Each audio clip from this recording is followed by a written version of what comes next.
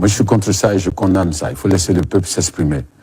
Parce que si vous laissez une personne s'exprimer, elle ne peut pas fomenter autre chose, elle ne peut pas penser à autre chose. Si elle dit ce qu'elle a sur le cœur, si elle dit ce qu'elle pense, alors elle ne peut pas aller dans un coup ou dans un complot contre vous.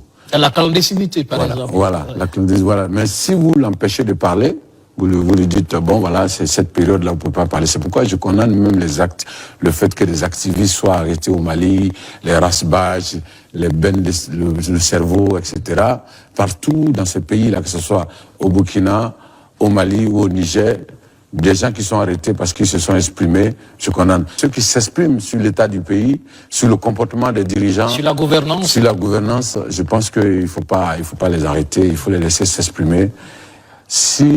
Parce que c'est au pouvoir de démontrer le contraire de ce que le gars dit. Vous n'avez pas besoin de l'arrêter pour ça, de le mettre en prison pour ça, mais vous avez la possibilité de contredire ce que la personne dit. Voilà, il a dit ça, mais ce n'est pas la réalité, voilà ce qui se passe réellement. Mais aller le mettre en prison parce qu'il s'est simplement exprimé, je pense que c'est quelque chose en tout cas, c'est quelque chose que je condamne. Il faut chercher à connaître, avoir la connaissance, regarder le monde pour redéfinir la démocratie telle que nous le voulons en Afrique.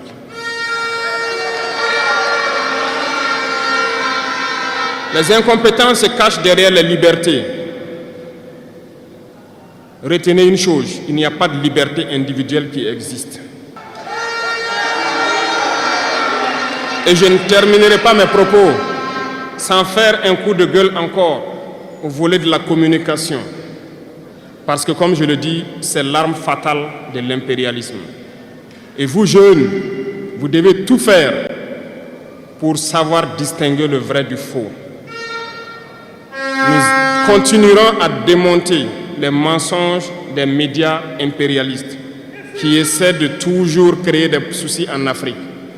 Parce que ces médias, par leur bouche, ils peuvent vous rendre un roi demain.